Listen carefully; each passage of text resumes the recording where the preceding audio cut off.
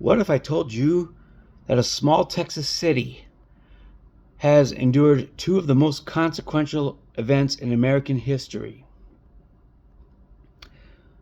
I've alluded to this on this channel before, but I've never put both of these events together. So the city in question is Galveston, Texas, which, as most of you may or may not know, is an island city about a couple miles off of the Texas coastline, and it is on Galveston Island, and that encompasses the city of Galveston. And Galveston, of course, was founded as a port city and was an economically thriving city throughout much of its early history, before the second event that I'm going to mention in this video. And the first event that I'm going to mention here real quick is the Emancipation, basically proclamation of June 19th, 1865. This is when Union General Gordon Granger came rolling into the Aston Villa train station in Galveston, Texas, and read what was called General Order Number 3, which is basically a virtual copy of the Emancipation Proclamation that was created by Abraham Lincoln 2 years earlier in 1863. But this one, of course, was written specifically for the state of Texas. And so, of course, it's still being part of the Confederacy, but the Union had largely conquered it. So it's basically under Union control at this point. And so General Granger came rolling in and read this order, which declared the slaves free. Now, he did have a couple conditions in this document, and one of them being that he requested that the slaves continue to work for their masters at a wage. So they were to continue their work for their former slave masters, but obviously to be compensated for it, which was fair. It was fair to everybody because it did two things. It protected the rights of the newly freed black men, and it also protected the economy locally within Texas, because many slave masters owned cotton plantations, and that's where all the jokes come from today about plantations. And so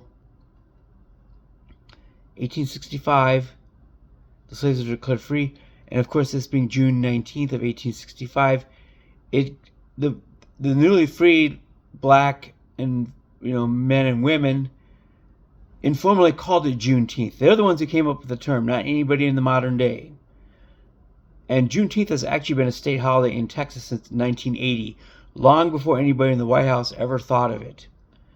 So it was actually signed into law by Republican Governor Bill Clements in 1980. And that's a twist that you probably would never have expected. So Juneteenth happened in 1865 in Galveston, Texas. 35 years later would become a consequential event that would completely change Texas history. And that is the Galveston hurricane of 1900, which arrived on September 8th of 1900. Unexpectedly, mind you, in the city of Galveston.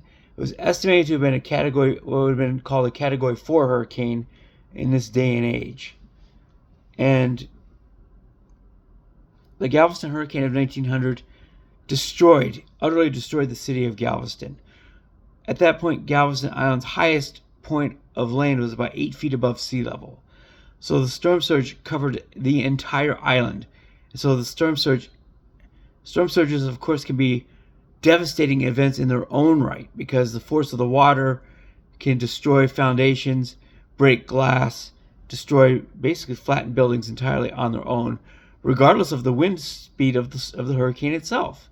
And so the Galveston hurricane of 1900 is actually the deadliest natural disaster in American history. It is not Hurricane Katrina. The Galveston hurricane of 1900, depending on whose estimates you believe, killed anywhere between 8,000 to 12,000 residents of Galveston. Now, the reason why this is catastrophic is because A, Galveston was the largest city in Texas at the time. B, the population was only 37,000. And Galveston, before the storm, was an economic boom town with, seafood fishing and shipping and cargo and transportation. Speaking of transportation, the rail link between Galveston Island and the mainland was completely destroyed. There wasn't even really any pillars standing on it afterwards. And that's actually just one of the train links. There were two. The second one was standing. And so after, a few days after the storm, it was all communication cut off. So communication had to be sent to the rest of the country via somebody coming off of Galveston, crossing that remaining train trestle, and actually telegraphing Washington, D.C. what had happened, because it was impossible to do from Galveston. And so the Galveston hurricane of 1900 had rewrote history in Texas. What happened was that the risk of a hurricane was seen as so severe after this that all economic activity left the island. And all business opportunities, companies and such, they left Galveston and they moved up to Houston, which was founded again in 1836.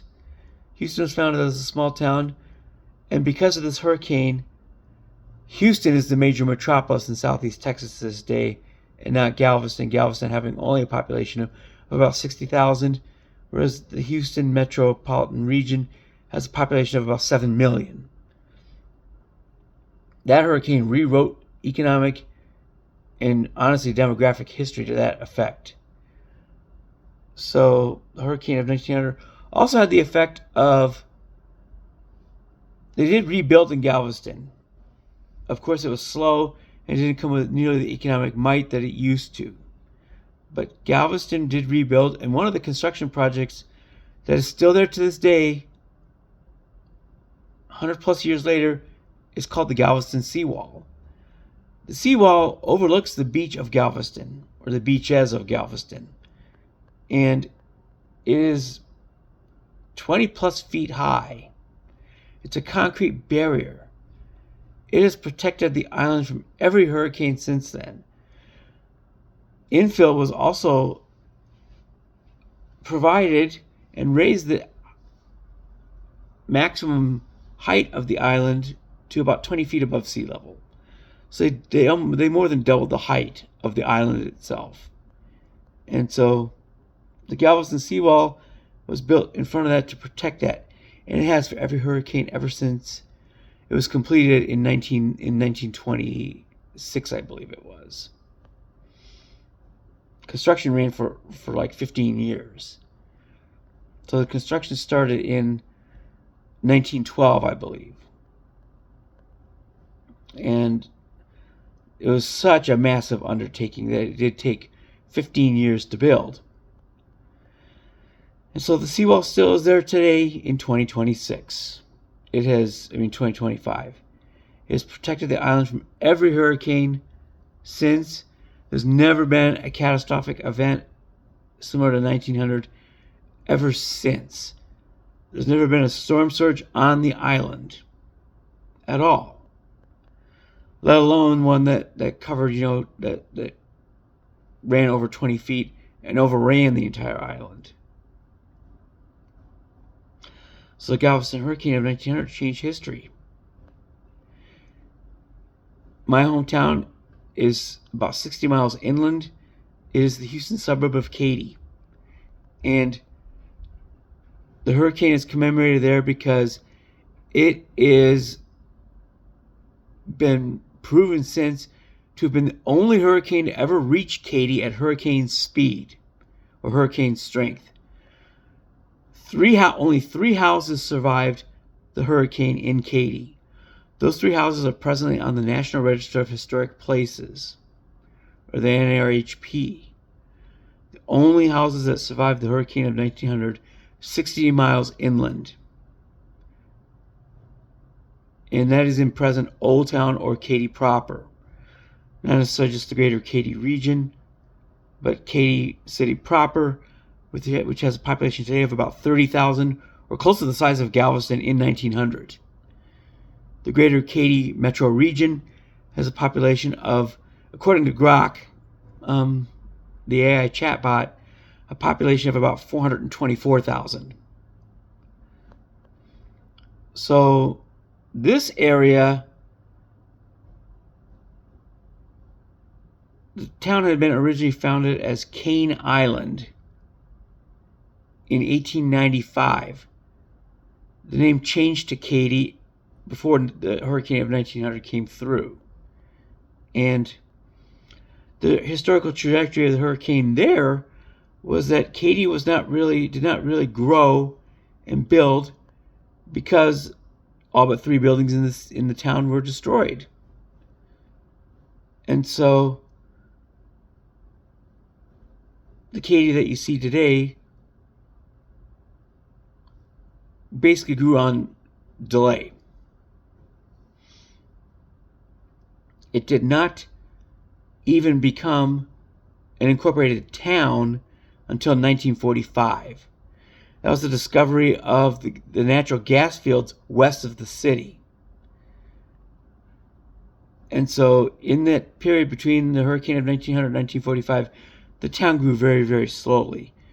It only had more than maybe a few hundred people at a time, because the risk, again, like Galveston itself, was seen as too great. And that is the only hurricane to ever reach Katy at hurricane strength. And the destruction almost destroyed the entire town. 3 houses survived.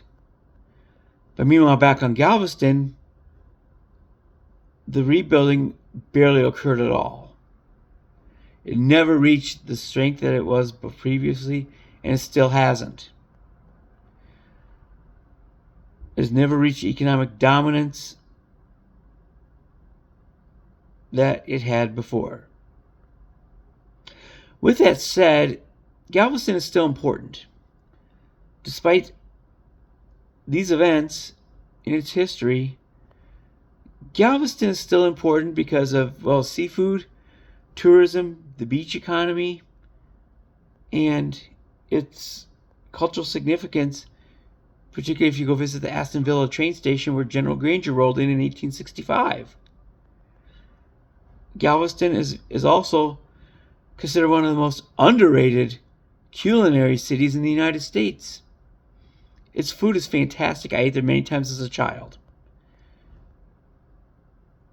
So its restaurant scene is criminally underrated. It has been considered by numerous lists to even be a top 20 American city for food. It's also culturally significant in its general history as well. Some of the best athletes, college athletes in history, have come from Ball High School, which is the city and island's only high school. Many of them have graduated from there, and its contributions to the tourism industry and to the shipping industry in particular are significant. It's also home of the University of Texas Medical Branch, which is a significant medical facility in southeastern Texas. You know, it even has a stature that would make it equal to facilities in the Texas Medical Center in Houston. So there it is, guys. The city that has endured, the small city of 60,000 that has endured some of the most significant and history-changing events in American history, Galveston, Texas. You folks enjoy your Thursday, or as I call it, for your Friday Junior. I'll be logging on to work shortly, and I will be seeing you guys tomorrow for Friday, the real thing. Peace out, homies.